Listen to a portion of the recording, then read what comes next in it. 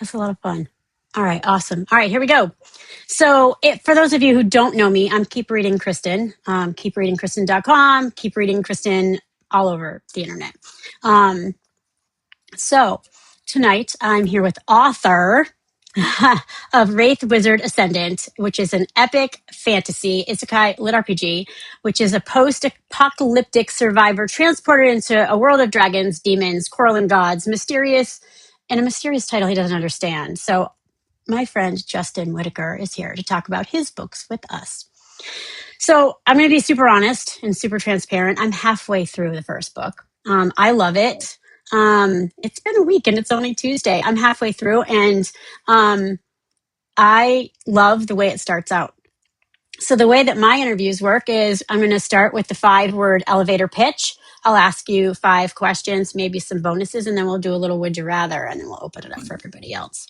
So describe your series in 5 words or less. Fallout Man in Fantasyland. Oh, I love that. Do you play Fallout? Oh, yes. Oh, yes. And I, in fact, have multiple New Vegas items in this house. One I can see from here. I've actually got the collector's edition of New Vegas somewhere over there Nice. in a different room. But yes, I am a huge Fallout fan. That's awesome. I play Fallout also. Not so much lately, but I do love Fallout. Yeah. All right. So out of those 5 words, which one is most important and why? Fantasy, because it is a fantasy. It's a fantasy world, and it has all the trappings of that. So fantastical creatures and magic and quarreling gods, as you noted in your very kind intro. But yes, it's a very much a fantasy world. So it's the fish out of water aspect of a guy from a post-apocalyptic wasteland into a fantasy world, and the fantasy is the really important part. Yeah, it's pretty cool. All right. So every story starts somewhere. So let's talk about the story behind Wraith Wizard Ascendant. What was the original spark for this book?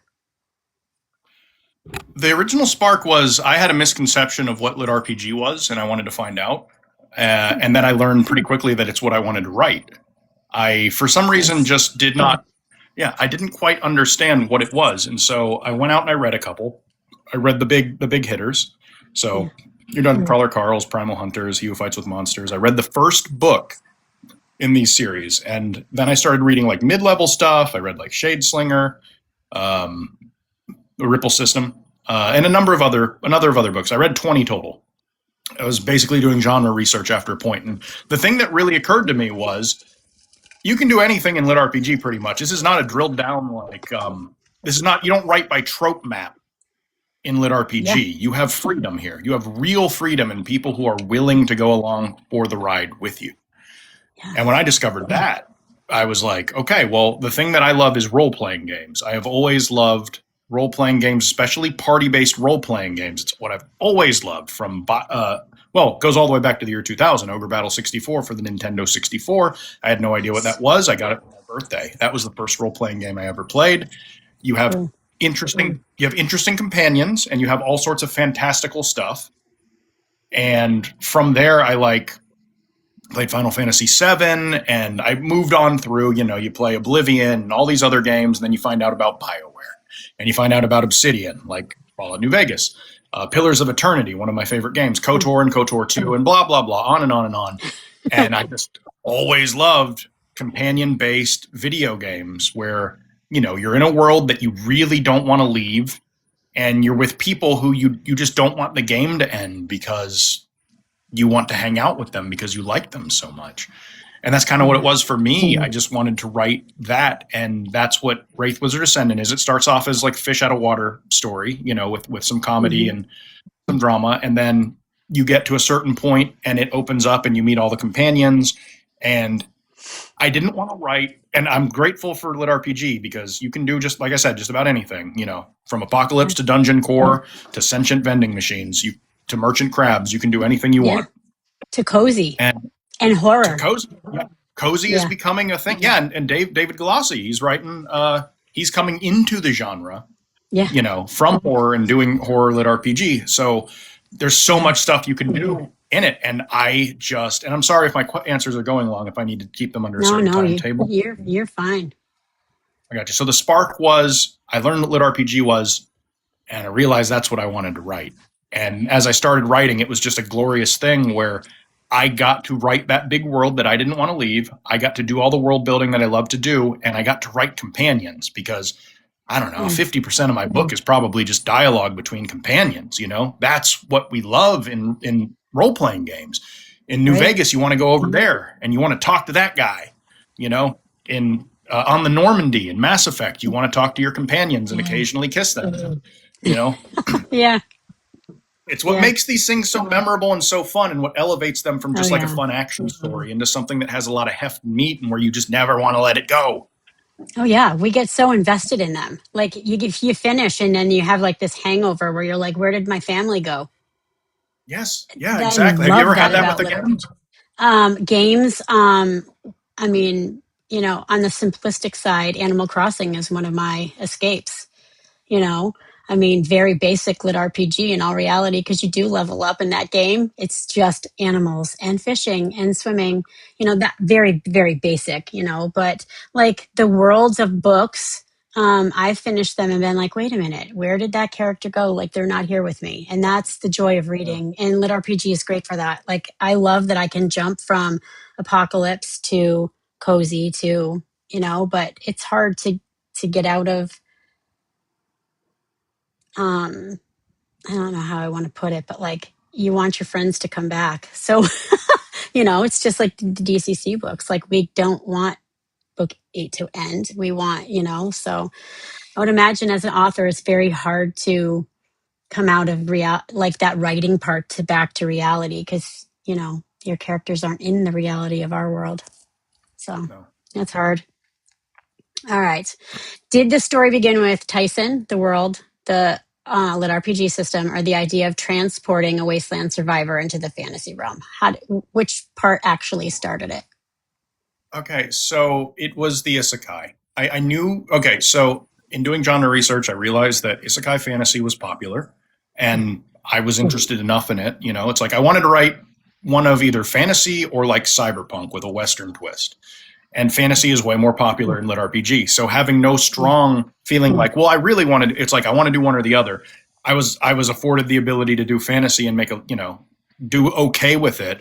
So the isekai was the thing I tried to figure out first. And I didn't want to do accountant or IT guy or what have you. I wanted to do something I hadn't seen before, just to try, because you have to come up with a hook. What differentiates it? Right. So I eventually stumbled on Fallout Man in a fantasy land, was just the words that stumbled out of my mouth. And I went, okay, I think that's it. And I was worried a little bit that people wouldn't like it because it's not the mundane Earth. It's post-apocalyptic Earth. But I was foolish to think that, because that's what people love. Oh yeah. Post-apocalyptic anything is really, really popular. Like I love that. And the beginning of your book, like totally unexpected. We don't typically see that. And that sucks you right in, which is really awesome. Like he's already trying to survive in that world, and all of a sudden he's got to survive some more, you know, which is great. Why did you give him that background, and how does it shape the way he responds to the new world? Why did I give him the background as a survivor from a Fallout, from a wasteland? Yeah. Is it just from your love of all the games? I mean, like I said, it was a thought that just popped in my head. It was like the elevator pitch was Fallout Man in a fantasy land. Yeah. So to be completely honest, what developed later very much differentiated itself, but just being completely above board, it was just that popped in my head. Yeah, that's cool. All right. Your lit RPG system includes traditional progression, but the relationships and friendships also level up too. So can you talk about that a little bit? Yeah, I wanted it to have like a 2-tiered level up system, because you always have the points, you know, with the main character, or even with my companions don't have systems. It's just the main character. Right. He's the special boy who gets to level up. Other people have powers, but he has the leveling up system. Yeah. So I wanted something that tethered him to the companions, and I wanted something that reminded the people reading that the companions were important. So I put in bonds capital B bonds, because this Yep. is, I very much wanted to write something, Kristen, that all the companions were integral into the success of the main character, that it wasn't just him carrying them and they weren't burdens for him to rescue, but it was like a combined effort, and that they needed to be there in order for him to win. Yeah. Talk about Rune, please. Oh my God, I could talk forever about Rune. I love Rune Rune. was. Do you? Okay. I do. Great. This is Bailey. She's not Rune. Get Hi, outta here. Bailey. I kicked all You mine just out. got. They're all out there like whining at the door. I have to keep it open in case the bad cat tries to fight the good cats. That happens in my house too. So Rune is.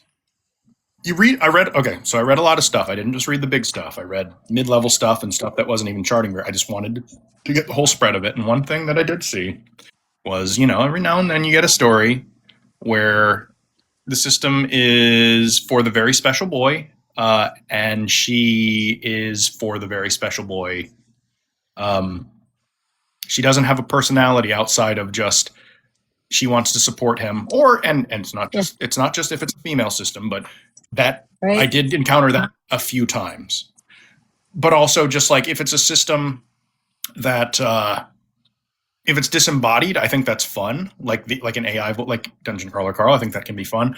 But the more I read and the more I experienced stuff, I was like, I really want a character that is the system that undergoes their own arc and really grows alongside the main character, and also has things that they want that might not always mesh with the main character. And it's not a malicious thing, but they're a self-possessed person. So the entire question of Rune and what Rune is I think really the like emotional thrust of the first book, and really subsequently of the series, because there are twists and turns, and not everything is as it seems at first, and the way it ties in to the backstory and everything that comes out much later, and where it goes, I've gotten a lot of good positive response for, so that's good. But it was 100% a thing where I wanted to create a character who stood on her own 2 feet, even though she can't. Right. Literally, but a character that isn't there to support him. Is there to support him unconditionally, but also gives him a hard time about it. And at the same time, this is not someone who is always able to stay in control. And this is someone who maybe at certain times is going to like actively work against him a little bit, or tell him he needs to do something that he doesn't want to. Just that push and pull. I find that very, very interesting and intriguing to explore. Because they have very a very banter heavy relationship, and they obviously care about each other. Right. But I wanted it to be a thing that could get messy. Yeah. Like life. Right. Well, that's the hope, right? Like having a system AI that's unique is really a challenge. What part of creating the system AI and that relationship was a challenge for you? That's a really good question. Maybe it wasn't. No, that is a really good question, and one I hadn't really considered. Goodness gracious, B. Cut that and make it like a little teaser for the episode. There's a whole side of TikTok that cats of TikTok. Yeah.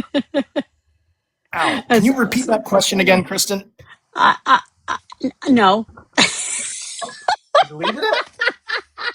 I didn't write that down. I just yanked that out of my head. Oh. I do a lot of that, and then I got distracted by the kitty. It feels so like prepared. Some of it is. I like how rapid fire it is.